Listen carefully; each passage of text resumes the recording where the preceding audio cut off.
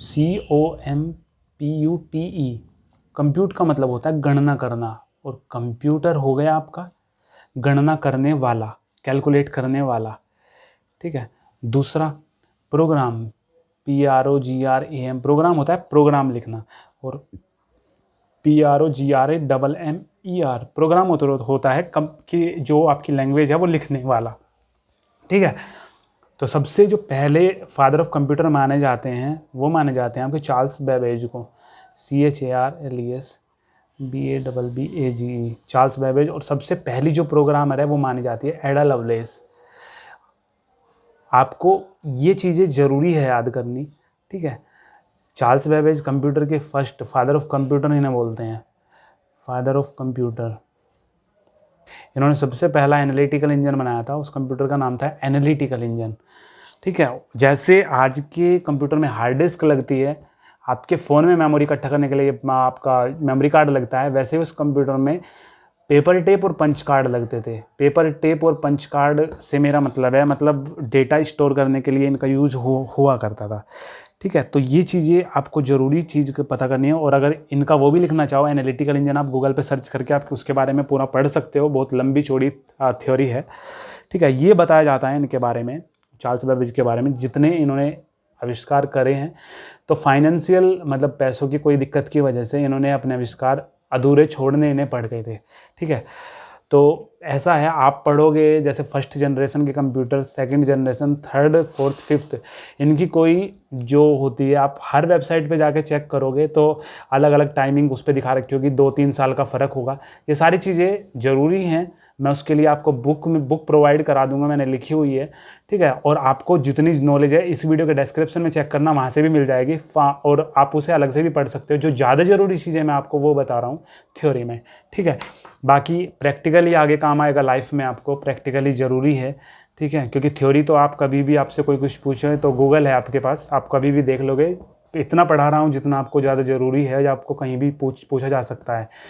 आपको जो first, second, third, fourth, fifth generation से बहुत कम क्वेश्चन आते हैं देखने को, क्योंकि जब आप ऐसा लिखते हो गूगल पे कि सेकंड जनरेशन कब से कब तक स्टार्ट होती है, तो उसके कम से कम मतलब हर वेबसाइट पे अलग ही सन मिलते हैं, इसलिए वहाँ से पूछा नहीं जाता क्वेश्चन आपसे। ठीक है। तो उनके बारे में थोड़ा सा बता दूंगा अगली मैं वीडियो में। तो कंप्यूटर को 2 पार्ट में डिवाइड करा जाता है। सबसे पहला पार्ट होता है, उसे बोलते हैं सॉफ्टवेयर, दूसरा होता है हार्डवेयर। वैसे अगर आप लिखोगे तो हार्डवेयर इधर लिखना, क्योंकि पहले हार्डवेयर ही बनता है, उसके बाद सॉफ्टवेयर उसमें डलता है। तो हार्डवेयर का मतलब होता है हार्डवेयर जिसे आप टच कर सकते हो, जैसे कि आपका हो गया मॉनिटर, आपकी हार्ड डिस्क हो गई, आपका कीबोर्ड हुआ, आपका माउस हुआ, तो ये सब हो गए हार्डवेयर आपके। सॉफ्टवेयर जिसे आप टच नहीं कर सकते। ठीक है। अगर कोई पबजी चल रहा है फ़ोन में और आप उसे टच करोगे तो आपने स्क्रीन को टच किया है, आपने पबजी को टच नहीं करा।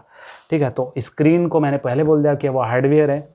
तो सॉफ्टवेयर की अगर हम लैंग्वेज में देखें तो इसे टच नहीं कर सकते। और दूसरी चीज़, सॉफ्टवेयर एक सेट होता है प्रोग्राम का जो किसी स्पेसिफिक टास्क के लिए यूज होता है। मतलब सॉफ्टवेयर ऐसा नहीं है कि मतलब सॉफ्टवेयर ऐसी चीज़ होती है कि एक प्रोग्राम का एक ग्रुप होता है जिसे आप अपने हिसाब से यूज करते हैं। जैसे कि पबजी है, पबजी में आपको कहीं पे भी पढ़ने की कुछ नहीं मिलेगा। आप अगर चाह रहे हो कि पबजी में सर्च कर लें कि क्या होता है कंप्यूटर, तो पबजी कुछ नहीं बताएगा, क्योंकि उसमें वो प्रोग्राम सेट ही नहीं करा गया है। समझ रहे हो ना।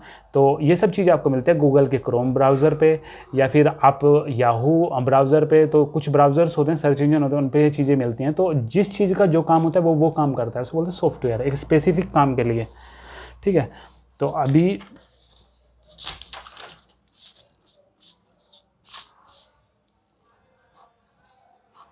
ये है हमारा हार्डवेयर। हार्डवेयर हुआ हमारा, और यहाँ पे मैं बनाऊंगा यूज़र। यूज़र हो आप, ये आप हो, ये है हमारा कंप्यूटर। तो आपको कंप्यूटर चलाना है, तो इसके लिए आपको 2 चीज़ों की ज़रूरत पड़ेगी। सबसे पहला ऑपरेटिंग सिस्टम। ठीक है। और ऑपरेटिंग सिस्टम चलाने के लिए आपको किस चीज़ की ज़रूरत पड़ेगी? Application software. एप्लीकेशन सॉफ्टवेयर, सब चीज़ आराम से तसल्ली से समझाऊंगा, ऐसा कुछ भी नहीं होने का जो आपकी समझ में ना आए। ठीक है। बाकी कमेंट बॉक्स है अगर मैं कुछ भूल भी जाता हूँ कभी। ठीक है। यूजर आप हो, हार्डवेयर कंप्यूटर है, कंप्यूटर को चलाने के लिए ओएस की ज़रूरत पड़ती है, ऑपरेटिंग सिस्टम। इसमें आते हैं आपके विंडोज़ होते हैं, विंडोज़ के होते हैं विंडोज़ 7, विंडोज़ 8, विंडोज़ 10, ठीक है। और एप्लीकेशन सॉफ्टवेयर होते हैं जिन्हें आप अपनी तरह अपने हिसाब से यूज़ करते हो। जैसे कि आपके पास फ़ोन है, मान लो सैमसंग का, आपका हार्डवेयर वही हुआ सैमसंग का फ़ोन, सॉरी यहाँ पे यूज़र में मैंने, यूज़र तो आप हो, हार्डवेयर में हुआ सैमसंग का आपके पास फ़ोन है, ओएस है उसमें एंड्रॉयड का लेटेस्ट ओएस है। अभी हार्डवेयर है आपके पास एंड्रॉयड है, आपने ये चीज़ें खरीद ली, हार्डवेयर के साथ ओएस मिलता ही है, तो ये आपने हार्डवेयर लिया, फ़ोन लिया, आपने एंड्रॉयड उसमें मिला है आपको। उसके बाद आपको उसमें क्या करना है, आपको उसमें मान लो कैलकुलेटर वगैरह कुछ चीज़ें बेसिक्स ही होती हैं वो ओएस के साथ आती हैं, लेकिन वो चीज़ें होती हैं जो मोस्टली सब जने यूज करते हैं, इसलिए उन्हें ओएस में डाल दिया जाता है, ठीक है। बाकी की होते हैं जैसे पबजी हो गया, अब फोटोशॉप हो गया, आपका टिकटॉक हो गया, ये सब होते हैं एप्लीकेशन सॉफ्टवेयर। यूज़र उन्हें अपनी ज़रूरत के हिसाब से यूज करता है, ठीक है। तो यूज़र को एप्लीकेशन सॉफ्टवेयर चलाना होता है, तो वो चलाता है ओएस की हेल्प से, और ओएस होता है हार्डवेयर के अंदर। इतना मुझे लग रहा है आपको समझ में आ गया होगा। और इसे और ज़्यादा क्लियर करने के लिए हम समझते हैं सॉफ्टवेयर को। सॉफ्टवेयर के होते हैं डिवाइडेड इनटू 3 पार्ट्स। सॉफ्टवेयर जो होते हैं 3 पार्ट में डिवाइड होते हैं। सबसे पहला जो पार्ट होता है वो होता है इनका ओएस से ऑपरेटिंग सिस्टम सॉफ्टवेयर। दूसरा होता है आपका एप्लीकेशन सॉफ्टवेयर। सॉरी, थोड़ी सी मेरी राइटिंग थोड़ी चाइनीज सी है, लेकिन इसलिए आप समझ रहे हो, तो आप कुछ पूछना हो तो मुझे कमेंट में पूछ लेना। Utilize software.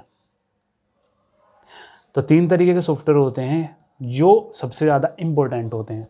आप अगर इंटरनेट वगैरह पे देखोगे तो ये तीसरा जो सॉफ्टवेयर यूटिलाइज सॉफ्टवेयर, ये बहुत कम वेबसाइट पे है और बहुत कम वेबसाइट पे नहीं है, लेकिन ये अलग कैटेगरी में होना चाहिए। वैसे ये होना चाहिए इसमें एप्लीकेशन सॉफ्टवेयर में, लेकिन ये अलग रखा जाता है। ये तरीका सही है, क्यों है वो भी मैं आपको अभी बताऊँगा।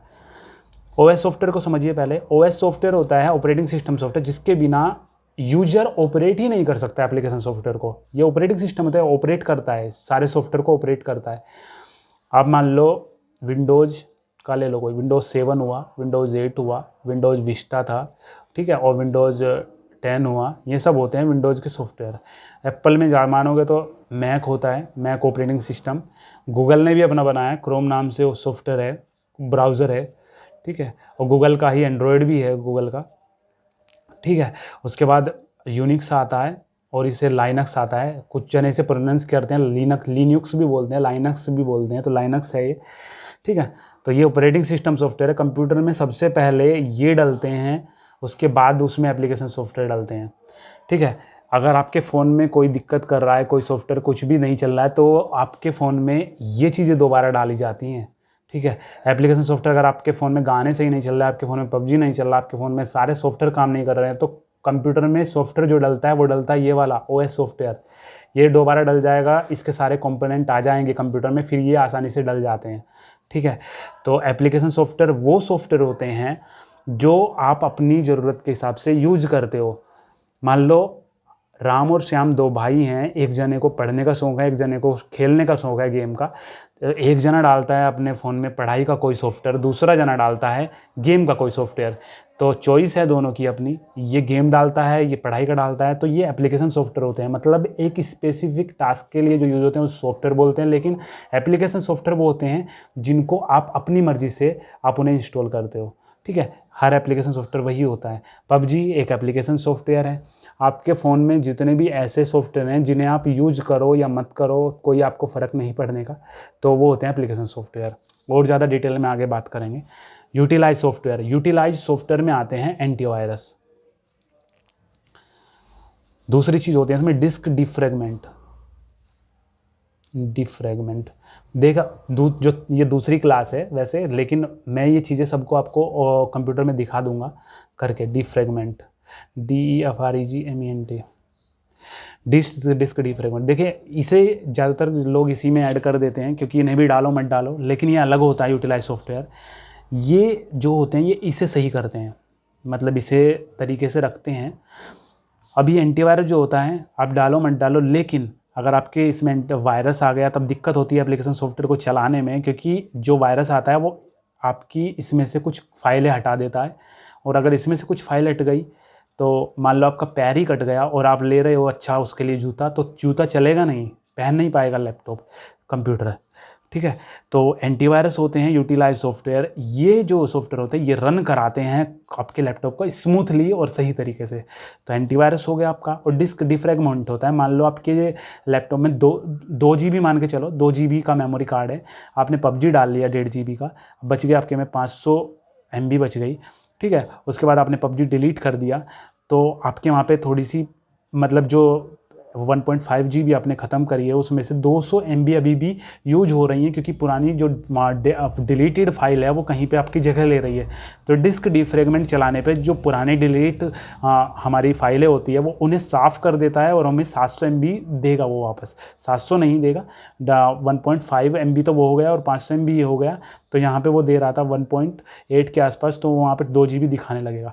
वैसे लॉजिक होता है ये, अगर आपके पास आप 2 GB का मेमोरी कार्ड ले रहे हो तो 2 GB नहीं मिलती उसमें, 4 GB मेमोरी कार्ड ले रहे हो 4 GB नहीं मिलती, थोड़ी थोड़ी कम होती है, ठीक है। उसका भी मैं आगे वीडियोज़ में लॉजिक बता दूंगा आपको।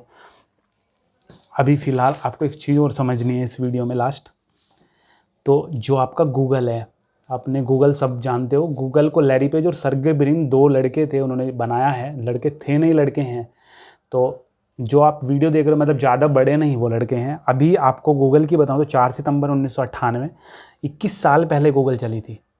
तो 21 साल का आपको पढ़ना है टोटल, और 21 साल का मुझे लगता है मैं 15 दिन में आपको सारा कवर करा दूंगा। और ज़्यादा इतना मतलब बड़ा नहीं है सारा इतिहास जो भी है कंप्यूटर का, वो छोटा सा इतिहास है, आप ऐसे ही उंगलियों पर रट लोगे इसे, ठीक है, अगर आप रेगुलर क्लास करोगे तो। आज मैं जो वीडियो बना रहा हूँ बहुत सिंपल वीडियो है, बहुत जनों को सब चीज़ें पता थी, लेकिन आने वाली वीडियोज़ वैसे वैसे ही आगे बढ़ते जाएंगे, आप स्टेप बाइज स्टेप चलोगे।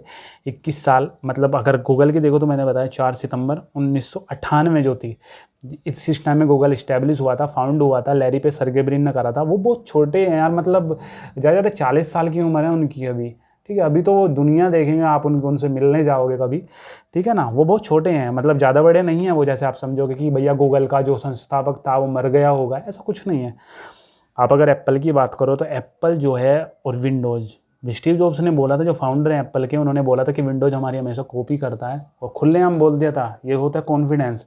तो एप्पल जो है वो 10 साल बड़ा है विंडोज़ से। पहले एप्पल आया था, अगर एप्पल की बात करें तो ये एप्पल 1976 में शायद आया था, और विंडोज़ आया था आपका 1985 में, ठीक है। ये 44 साल लगभग इसे हो गए, और इसे हुए 34 साल, ठीक है। एप्पल हुआ आपका CEO इनके जो पहले थे, अब तो टिम कुक शायद हैं, और पहले जो इन्होंने बनाया था वो थे इसके स्टीव जॉब्स।